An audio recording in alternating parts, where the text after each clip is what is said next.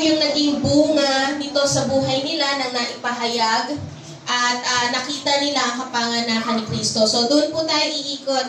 Ang pag-uusapan po nating buhay ay yung mga naka-witness, which is yung shepherd, si Mary, sino pa po? Yung naka-witness, yung magi. Okay? So yun po yung mga pag-uusapan natin, yung buhay po nila. At ano yung mga naging bunga po sa kanila nung na-witness nila ang kapanganakan ng Panginoong Jesus. And I am praying po na ganoon din po ang maging bunga sa atin. Na ngayon na alam natin na ang dahilan kung bakit tayo nagse-celebrate ng Christmas is because not for Santa Claus. May naniniwala pa po ba kay Santa Claus dito? Wala. Okay, hindi po si Santa Claus, wala pong Santa Claus, okay? We are celebrating Christmas because of Jesus Christ. Amen po ba?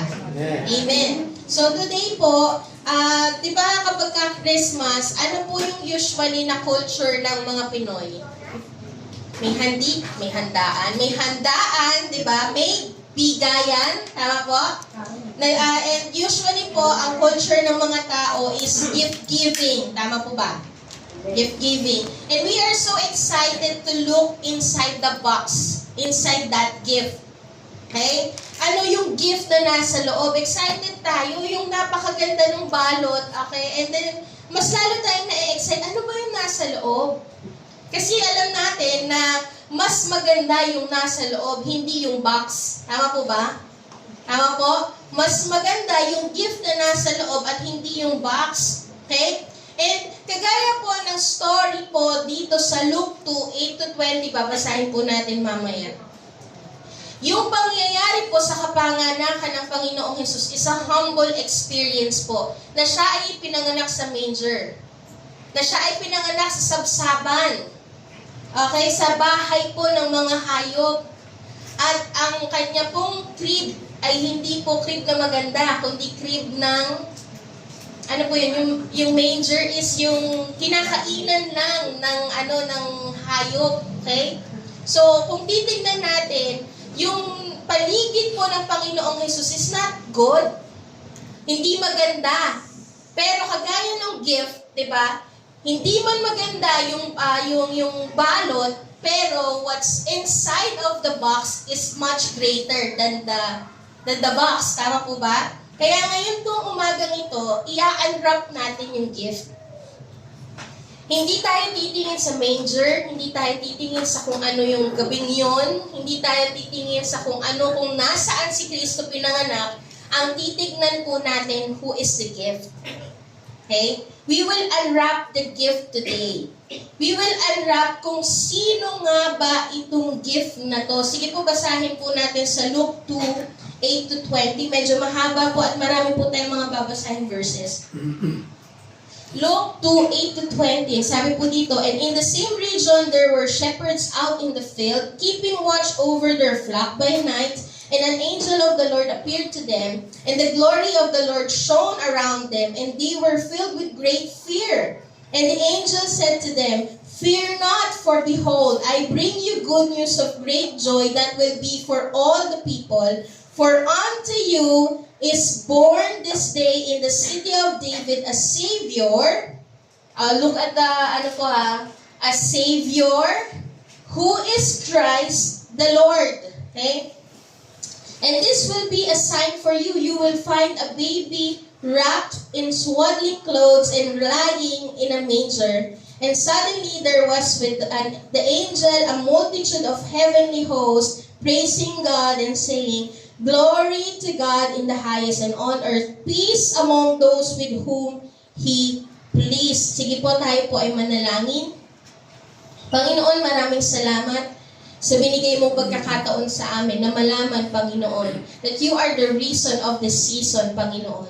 And we are praying today as we unwrap, Lord God, the gift, which is you, Jesus Christ. We pray, Panginoon, na makilala ka pa namin, Panginoon, sa kung sino ka talaga, Panginoon, sa aming buhay. At dalangin namin as we get to know you more, Lord God, in the new light, O Lord. A fresh revelation of who you are. We are praying, Father God, na patuloy, Panginoon, na magkaroon ito ng maganda. Alam namin, Panginoon, that it will have a good effect, a a great effect, Lord God, sa aming buhay.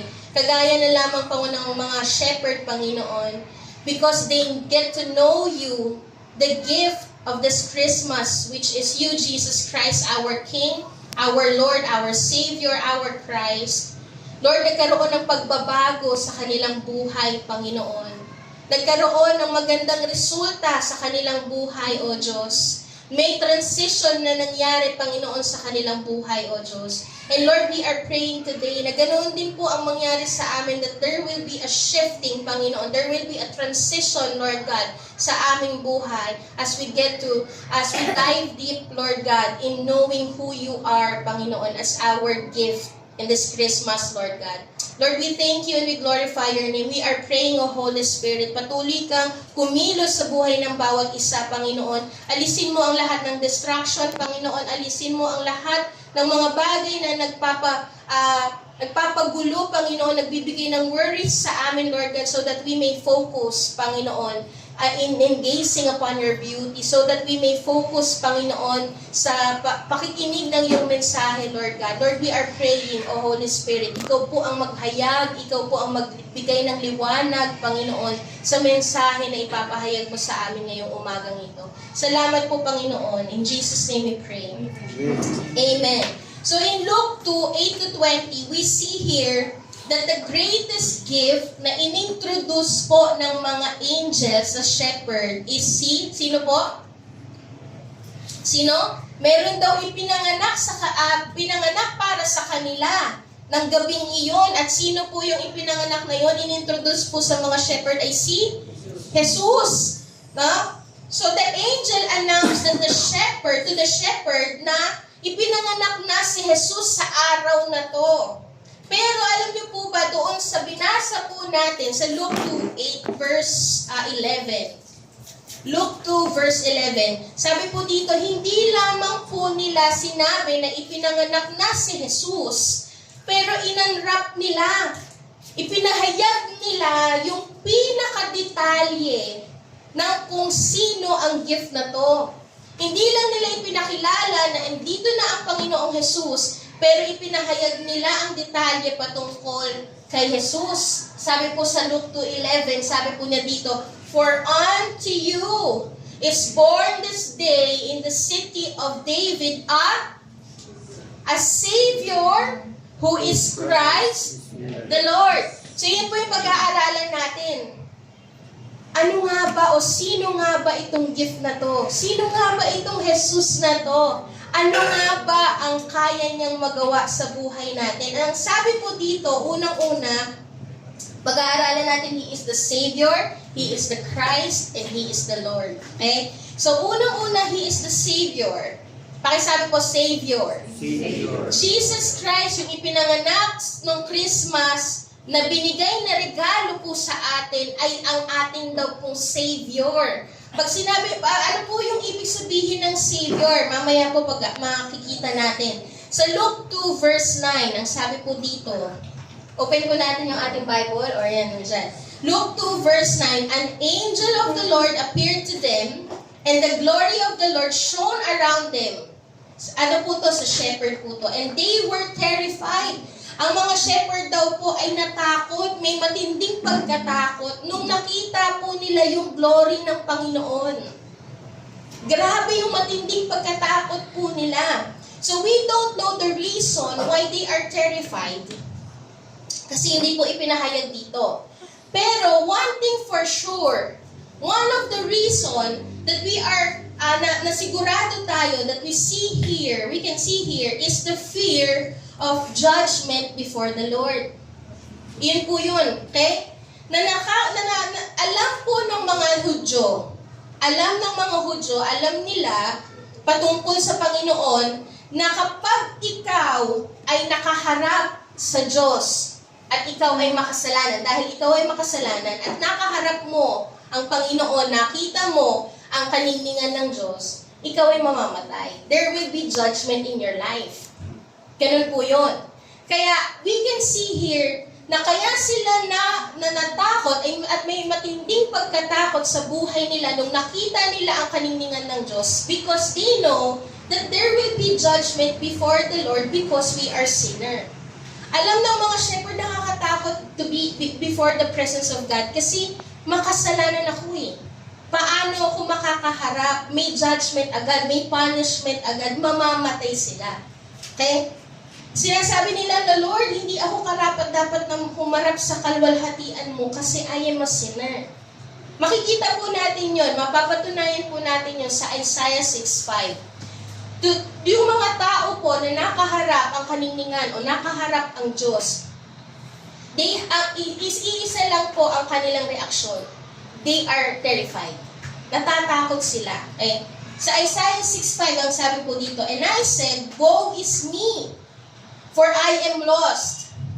I am a man of unclean lips, and I dwell in the midst of a people of unclean lips, for my eyes have seen the King, the Lord of hosts. Si Isaiah po dito, nung nakaharap po niya ang Panginoon o ang Diyos, the King of Kings and the Lord of Lords, ang sabi po niya, nakakaawa ako, kahabag-habag ako, mapapahamak ako. Kasi alam ko na makasalanan ako and there will be judgment before the glory of God to those who are sinner. Kasi hindi po maaari na may kasalanan before the presence of God. At kaawa-awa daw po siya. Iyon yung mga nagiging reaksyon ng mga tao na nakikita po ang kaningningan ng Panginoon, knowing that they are sinners. And ang sabi po din po sa Luke 5:8, makikita po natin sa New Testament, the same reaction po ni Peter.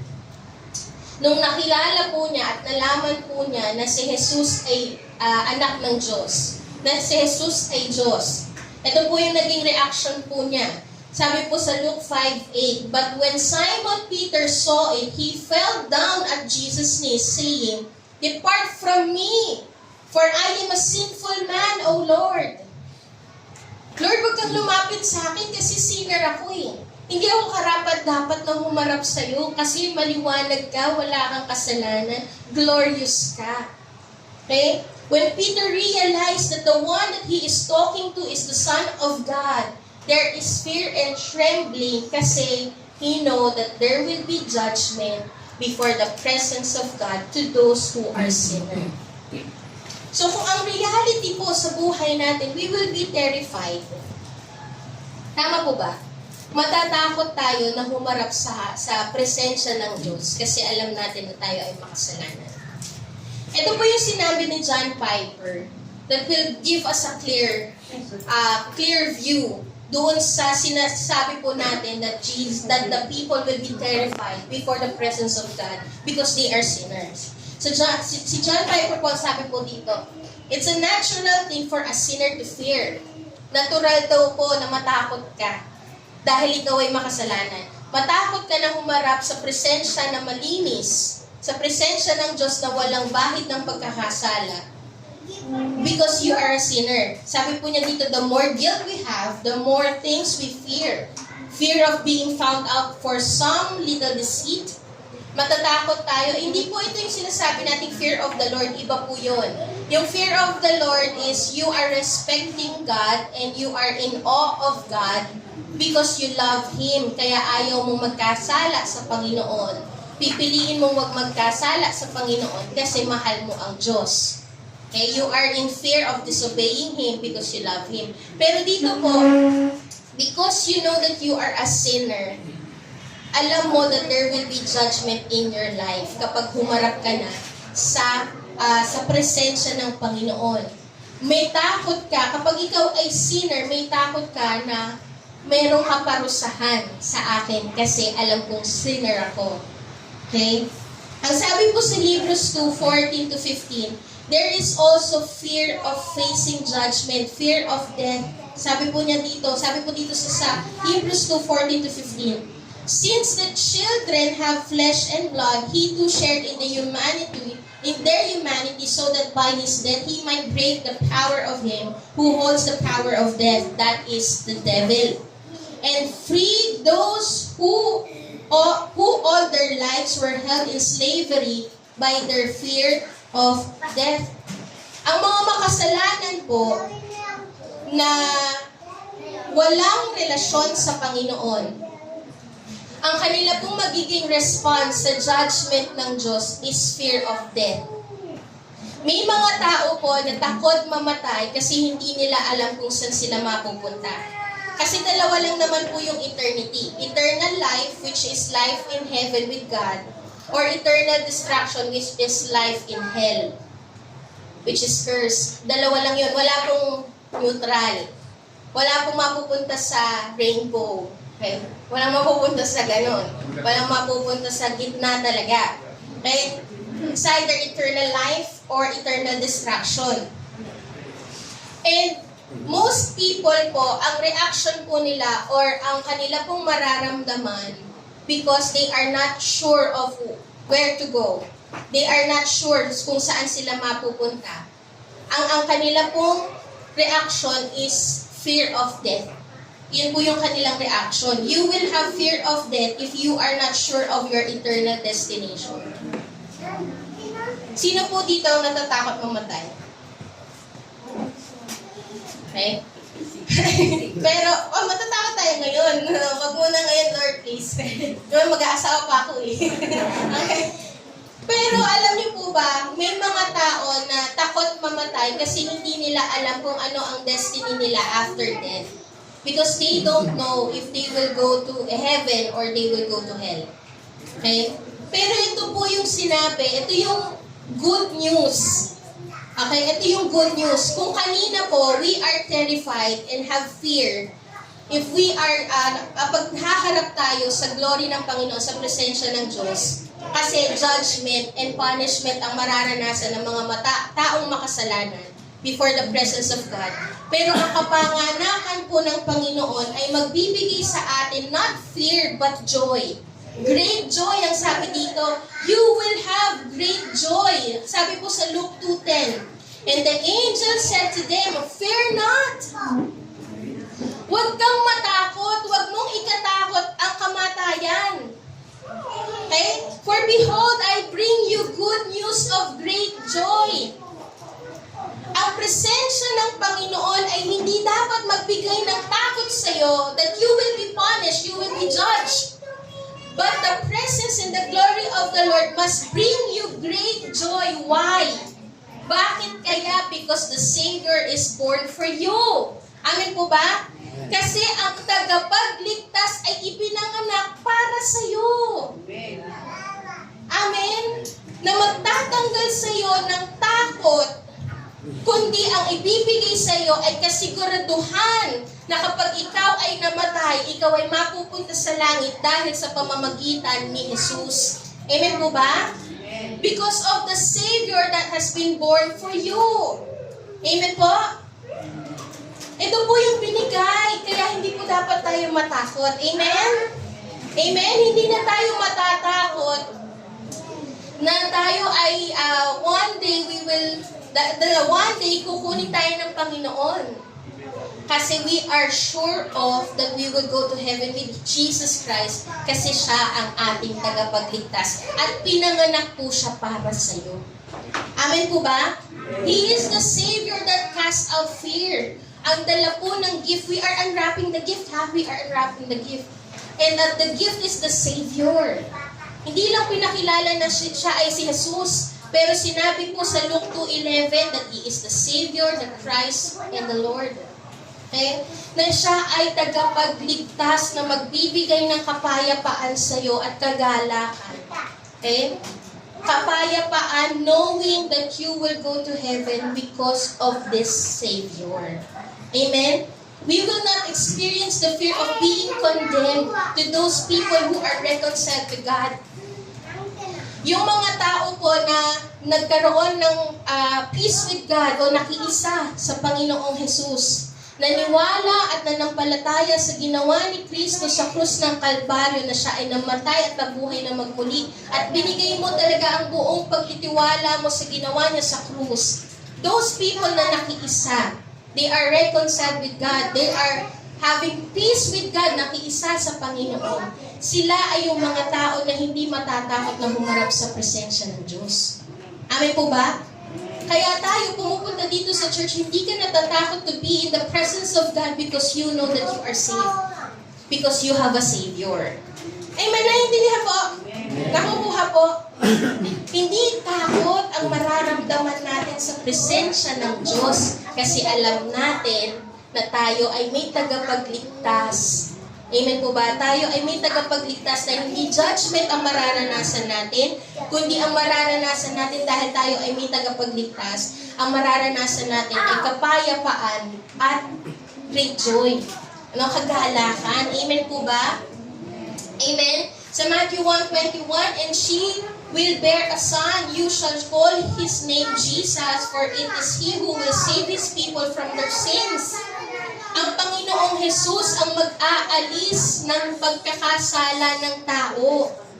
So the reason bakit ikaw ay nakakaharap sa presensya ng Diyos at malayang nakakaharap sa presensya ng Diyos, nakakapagpuri sa Panginoon, is because the Savior that has been born for you ay tinanggal yung kasalanan mo the moment na ikaw ay tinanggap ang Panginoong Jesus, the moment na nanampalataya ka sa Panginoong Jesus. Amen po ba? Because He is reflecting His purpose. Ang Panginoong Jesus, nire-reflect po niya yung pangalan niya. Ang Panginoong Jesus, ang pangalan po niya, ibig sabihin po ng pangalan niya is Yahweh is my salvation.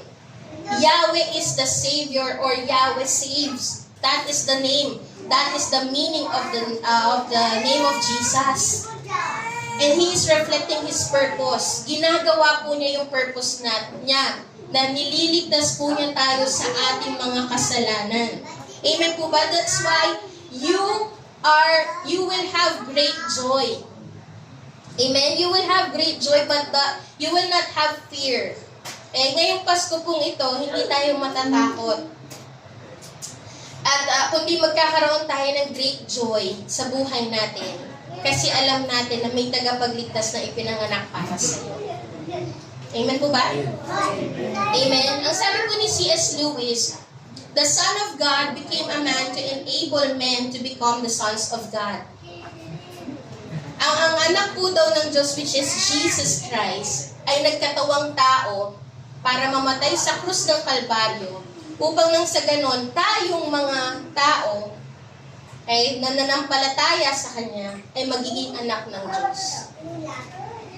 Grabe po ang tindi po ng ginawa ng Panginoong Jesus. That is our Savior. Jesus, our Savior. Amen? And alam niyo po ba kung sa yung pinaka-worst fear natin, which is being punished, yung eternal destruction, kung iyon yung pinaka-worst fear po natin, tinanggal na yun ng Panginoon, yung worst fear natin, which is eternal destruction, being punished in hell. Okay? Kung tinanggal na yun ng Panginoon, He can also deliver us from all of our fears. Amen po ba? Yung takot mo na maging dalaga ka forever. Ay, hindi pala yan. Mali. sorry. Bumubulwak sa puso ko. Yung takot mo na baka hindi makapag-provide bukas. Yung takot mo na kung ano yung mga pwedeng mangyari sa 2025. What will happen with my family in 2025? How can I provide for my child? Yung mga takot na yun, kung tinanggal ka ng takot, if yung fear of death ay tinanggal na ng Panginoon, He can cast away that fear. He can also cast away all of the fears in your life because He is your Savior. He can rescue you. Amen po ba? Amen? And the Savior has been born for you. Pinanganak para sa iyo. Personal siya na pumunta para sa iyo. Amen po ba? Amen? Naintindihan po? That is the gift. Hindi lang natin siya kilala bilang Jesus, but He is the Savior. We are unwrapping Jesus Christ today. Savior. Amen? He will surely deliver us from all our fears. Pangalawa po, Jesus is the, ano po yung next? Jesus is the Christ. Okay? Sabi po sa Luke 2:11, sabi po ulit, for unto you is born this day in the city of David a Savior who is Christ. Pag sinabi po natin Christ, ibig sabihin po nun is the Anointed One, or sa ibang meaning po, ibang pangalan po ng Christ is the Messiah. Ito pong sinasabi na ipinanganak po sa araw na ito, dito sa Luke 2. Ito pong Messiah na to, si Jesus Christ, which is the Messiah. He is the long-awaited King. Siya po yung pinakamatagal ng inaabangan ng mga Israel na magliligtas po sa kanila at mag-fulfill ng pangako ng Diyos sa buhay nila. Jesus Christ is the fulfillment of all the prophecy. Amen? Iyon po yung sinasabi. Kaya magagalak ka kasi alam mo na ang pinanganak na regalo sa atin ay ang Jesus na mag-fulfill ng lahat ng pangako ng Diyos. He is the fulfillment of all the prophecies in the Bible. Jesus Christ. The Christ. Amen po ba? The Messiah.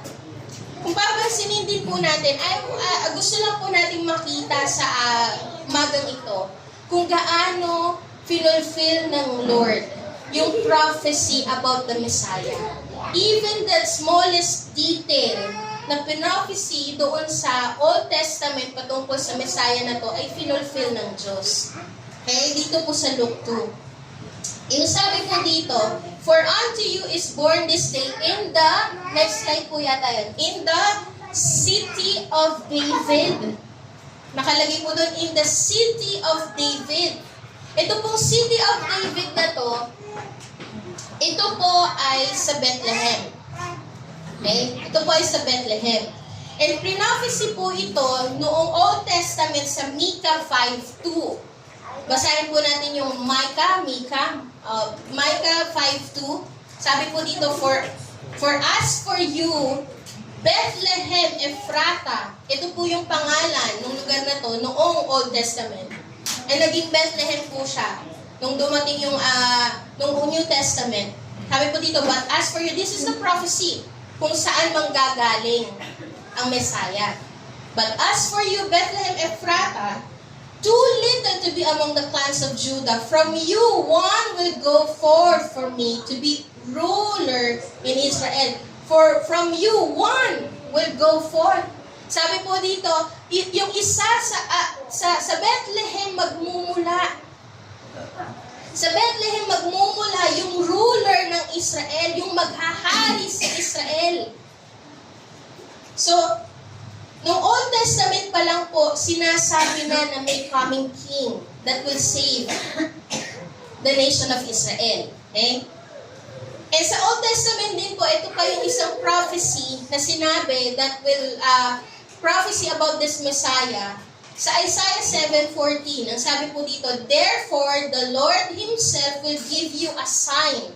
Behold, the virgin shall conceive and bear a son, and shall call his name Emmanuel. Isa po ito sa mga prophecy sa Old Testament patungkol dito sa coming Messiah. Sa pagdating ng Panginoong Jesus. And sa Luke 1:26 to 27, dito na po fulfill ng Diyos yung mga pangako po niya from the Old Testament. Sa Luke 1:26 to 27. Sabi po dito, in the 6th month, the angel Gabriel was sent from God to a city of Galilee named Nazareth, to a virgin betrothed to a man whose name was Joseph, of the house of David, and the virgin's name was Mary. So dito po sa Luke 1:26, pinufulfill na ng Diyos yung kanyang prophecy sa Isaiah 7:14 na ang Messiah na ipapanganak ay born of a virgin. Na wala pong bahid. Okay? Walang bahid itong ipapanganak na Jesus na to. He is born of a virgin. And si Mary po, siya po ay nabuntis nang siya ay virgin. Okay? Hindi natin alam kung paano nangyari, pero ito ay gawa ng Diyos. Amen po ba? Kaya wag po natin gagayahin si Mary. Iba po yun, ha? Ba yun? Sa mga kadalagahan, okay? Pakiusap po, ano? Okay? So, virgins, sabi po dito, and the virgin's name was Mary. Ito po ay gawa ng Diyos na siya ay nabuntis. Kaya siya ay nabuntis nang siya ay hindi nakikipagtalik. This is the work of the Lord. This is the work of the Holy Spirit. to fulfill the prophecy. Okay? Just to fulfill the prophecy, nangyayari po ito. And ang sabi po dito sa Luke 1:26, nasaan po si Mary? Nasaan? Nazareth. Pero ang prophecy po ng Panginoon sa Old Testament ay saan magmumula?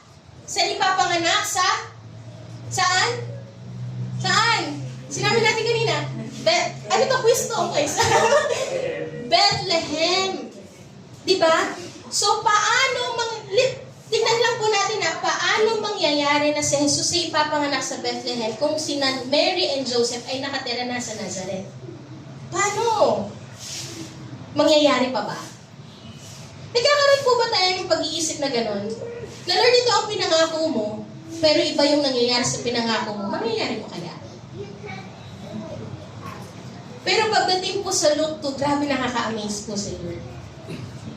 Pagdating po sa Luke 2 verse 1, may pangyayari sa buhay nila Mary and Joseph na kinailangan po nilang bumalik sa Bethlehem.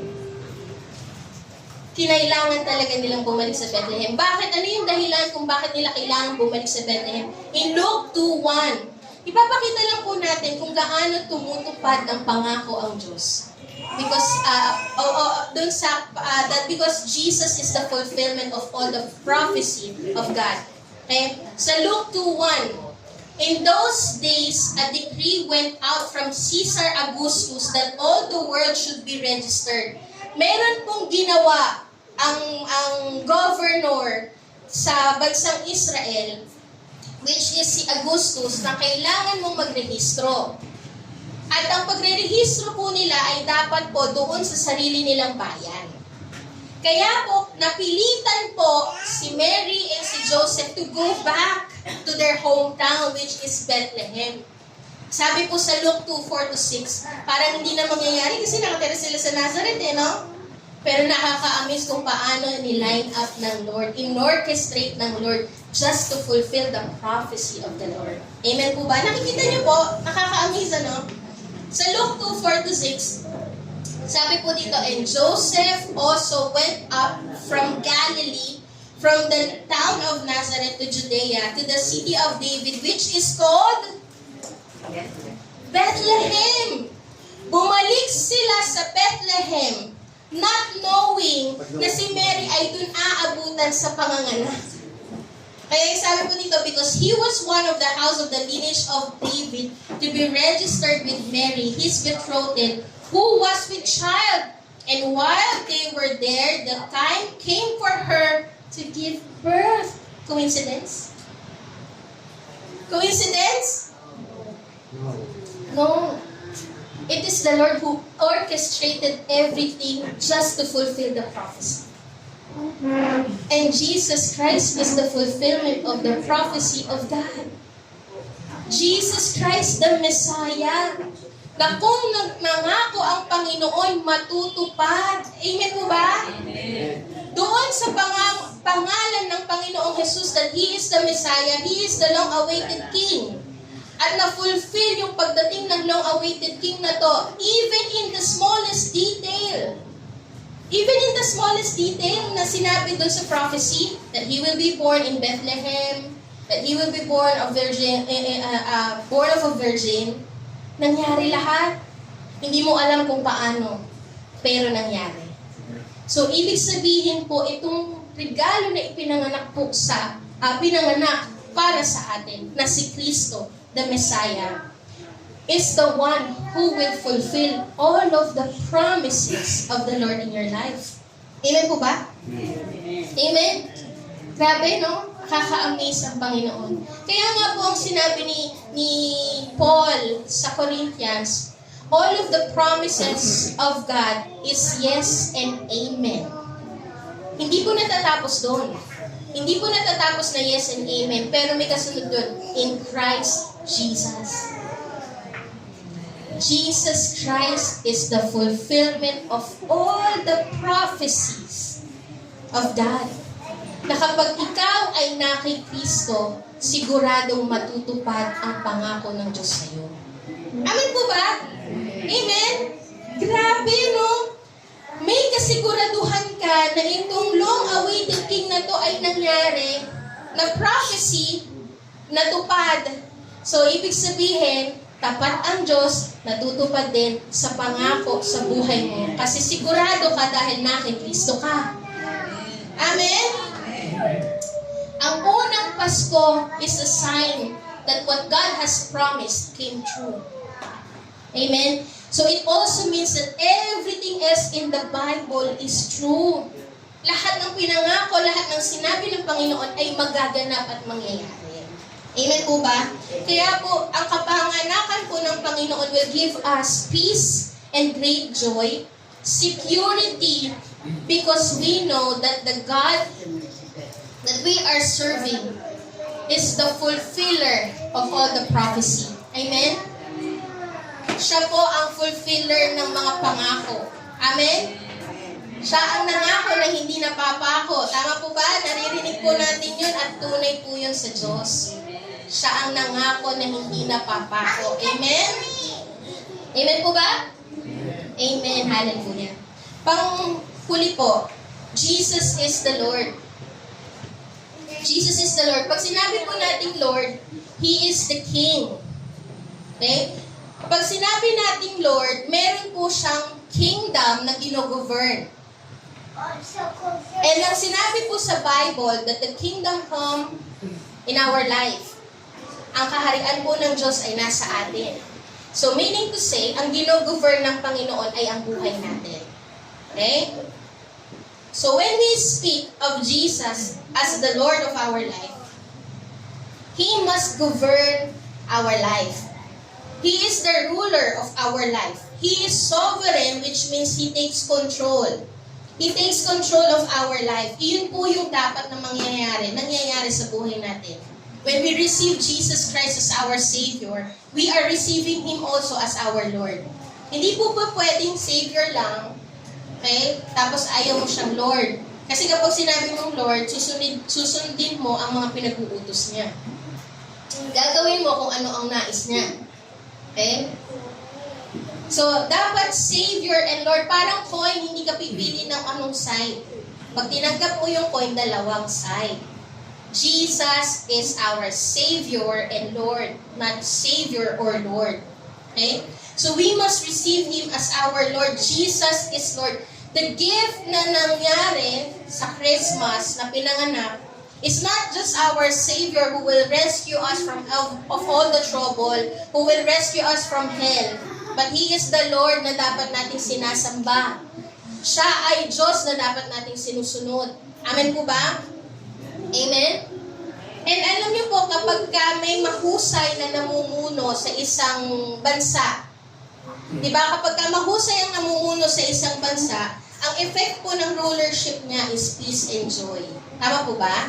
May kapayapaan, may kagalakan sa mga tao na sinasakupan niya kasi maganda ang nangyayari sa kanyang nasasakupan. Okay? Kapag mahusay ang namumuno.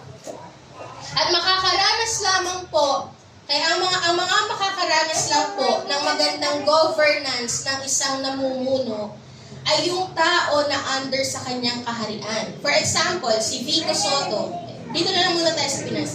Si Vico Soto, mahusay siyang mayor. Okay, marami siyang benefit sa mga taga-Pasig. Tama po? Pero kahit na alam ko na may mahusay mamuno si Vico Soto, kahit alam ko na may mga benefit si Vico Soto doon sa Pasig, hindi ko yun marireceive. Bakit? Taga-Taytay ako eh. Tama po? Taga-Taytay ako, I am not under his leadership. I am not under his rulership. Ganoon din po sa Panginoon. Ang mga tao makakaranas lamang ng kapayapaan at great joy, ng kagalakan. Ang tao lang na makakaranas ng benefits of His governance are the people who are under His rulership, who are under His kingship. Yung mga taong sumusunod sa Kanya. Yung mga taong ina-acknowledge yung Kanyang kautusan. Sumusunod. Amen po? Sabi po sa Luke 2:14.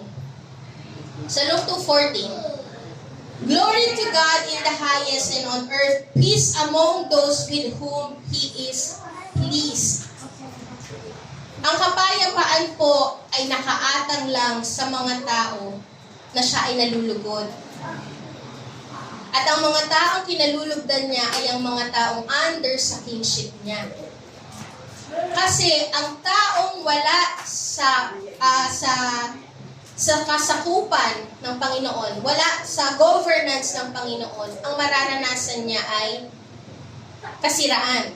Sabi nga po sa Old Testament, walang kapayapaan sa isang taong makasalanan.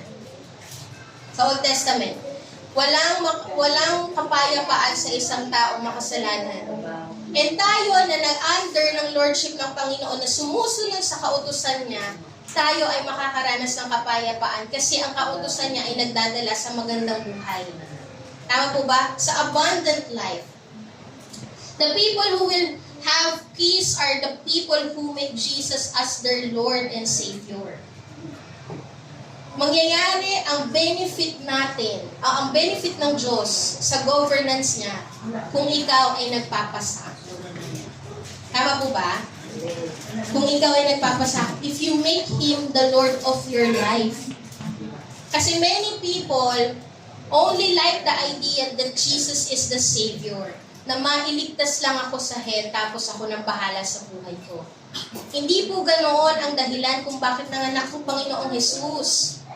Na gusto ka lang iligtas sa kapahamakan sa impyerno, pero gusto niya maging maayos ang buhay mo. He want to take you out from sin. Not just from the curse of hell, but from the slavery of sin.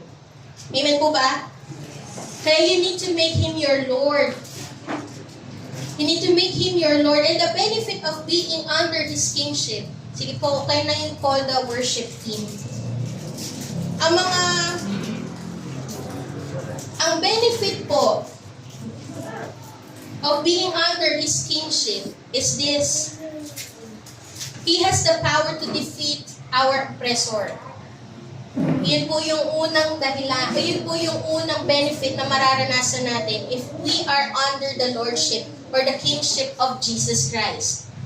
We will experience that the power, that He has the power to defeat our oppressor. Sa Isaiah 9:4, sabi po dito, "For you will break the yoke of their slavery and life the heavy burden from their shoulders. You will break the oppressor's rod, just as you did when you destroyed the army of Midian."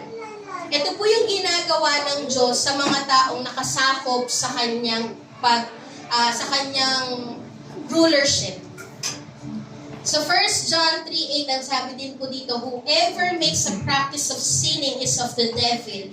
For the devil has been sinning from the beginning. The reason the Son of God appeared was to destroy the works of the devil." Pinapalaya tayo from the slavery of sin and from the work of the enemy. Kaya po ang mga tao na nagre-reign ang Panginoon, you are not oppressed anymore. Amen po ba? Kung tayo po ay ang mga tao na talagang patuloy na nagsasubmit, nagsusurrender, hinahayaan na naghahari ang Diyos sa buhay natin, yung oppression ay hindi na mangyayari sa buhay natin. Yung gawa ng kaaway ay hindi nasasakop sa buhay mo. Amen po ba? Meron mang gawin ng kaaway na pag-atake sa'yo, pero matitibag agad yon because ang naghahari na sa buhay mo ay ang Diyos. Amen po ba? Amen. 1 John 5:18, ang sabi po dito, "We know that everyone who has been born of God does not keep on sinning, but he who was born of God protects him, and the evil one does not touch him." Ito po daw ang buhay ng isang tao na under the rulership of the Lord. Those people na hindi na sinasadya na magkasala. Those people na hindi na nagpapatuloy sa pagkakasala kasi sumusunod na sa Diyos. Yun daw po yung mga tao na ina-acknowledge that Jesus is the Lord. Kasi siya na ang una. Siya na ang nasusunod. At ang mga tao daw po na under the rulership of the Lord, ang sabi po dito, God protects them. If you want the protection of the Lord, you need to be under His leadership. You need to be under His kingship. Amen po ba? Sabi din po dito, the evil one does not touch Him. Hindi po makaka-penetrate ang gawa ng kaaway sa isang tao na ang naghahari ay ang Diyos. Naniniwala po ba tayo? Hindi na makaka-penetrate ang gawa ng kaaway, ang atake ng kaaway sa buhay ng isang tao na ang naghahari sa kanila ay ang Diyos. Kasi hindi papayag ang Diyos. Hindi papayag ang Diyos na masira ka. Ngayon, ganun lang, at hindi papayag ang Diyos na masira ka na ang alam niya ay siya ang naghahari. Siya ang bahala sa buhay mo. Amen po ba? Knowing that Jesus is the one who is reigning in your life. The enemy cannot oppress the people who are under His kingship. And the enemy cannot penetrate in the life that is soaked in His presence. Ayun po yung tatandaan natin. So may tanong po tayo, why are you being oppressed today? Maybe because hindi natin hinahayaan na maghari ang Diyos sa buhay natin. Baka dumarating pa rin sa point na ikaw pa rin ang naghahari sa buhay mo. Tandaan natin that we unwrap the gift. Na ang pinanganak ng Christmas, ang pinanganak na si Jesus, ay hindi lang Savior. He is the Lord. Dapat ay naghahari ang Diyos sa buhay mo. We unwrap the gift.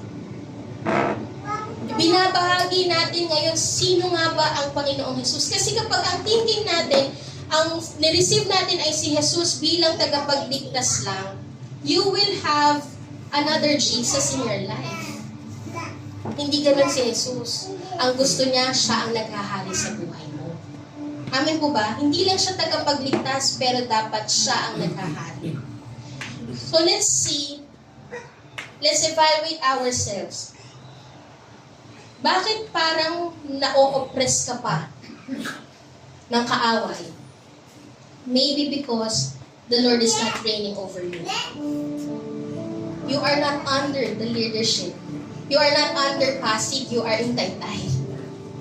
Okay, ang sinasabi ng Panginoon, anak, dito ka pumunta, ayaw mo. Anak, ito ang gawin mo, ayaw mo. Diba? Kaya ang nangyayari, imbis na naghahari ang Diyos sa buhay mo, na-o-oppress ka ng kaaway. Ang mga Kristiyano, pwede pa rin ma-oppress ng kaaway kapag hinayaan nila. Because hindi nila hinayaan na maghari ang Diyos sa buhay nila. Kailangan hayaan natin na maghari ang Diyos sa buhay natin. Amen po? We are unwrapping the gift. Jesus is not just the Savior, He is the Lord of your life. He must be the King, the ruler of your life. Amen? Amen po ba? And hindi lang po yung pagpapalayas from oppression, but He also provide for our concerns. Ang isang hari, nagpo-provide po siya sa pangangailangan ng kanyang nasasakupan. Hindi po niya hahayaan ang isang tunay at maayos na hari, hindi po niya hahayaang nagugutom ang kanyang nasasakupan. Tama po? Because He is concerned doon sa kanyang mga taong nasasakupan. Ang sabi po sa 1 Peter 5:6-7, therefore, humble yourselves under the mighty hand of God, that He may exalt you in due time, casting all your care upon Him, for He cares for you. Ito pong pag-aalaga ng Panginoon ay magaganap lang doon sa mga taong naghahumble sa Kanya. Minsan, gusto natin ang alaga ng Diyos, pero we don't want to humble ourselves before God. Ano yung ibig sabihin ng humbling ourselves before God? Submitting and surrendering. Yun po yung ibig sabihin ng humble. Being humble before the Lord, you are submitting yourself and surrendering your life to the Lord. You obey to the rulership of the King. You obey His command. And you are fully dependent on the rulership of the King. That is humble. That is being humble.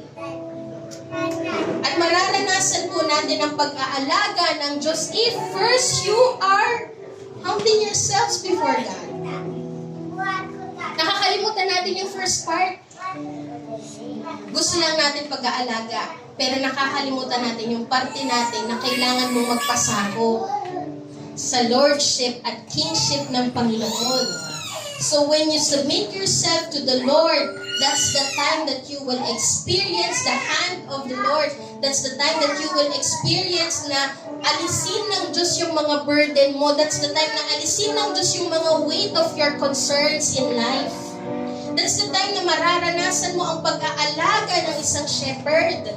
Sabi po sa Ezekiel 23 to 24, ito po yung nais ng isang mahusay na hari sa kanyang nasasakupan. Sabi po niya dito, then I will set over them one shepherd, my servant David, and he will feed them himself and be their shepherd. May pag-aalaga ang isang mahusay na hari dahil ang Diyos natin, si Jesus ay Lord, He is the King of our life. Ang mahusay na king ay inaalagaan ng kanyang nasasakupan, but the question is, nagpapasakop tayo? That's the question. Kailangan nating magpasakop kasi makakaranas lang ng pag-aalaga at ng pag-aaruga ng isang shepherd ang isang taong under sa rulership ng Diyos. Amen? So we need to be under the rulership of God so that you may experience that He will defeat oppression in your life and you will experience the provision of your concerns. Amen po ba? Amen? Jesus that has been born for you is not just the Savior, but He is the Lord. He is the Christ that will fulfill all of the prophecy of the Lord. And He is the Lord that must be na dapat nasusunod para maranasan mo ang pag-aalaga niya. Ang pagtatama niya. Amen po?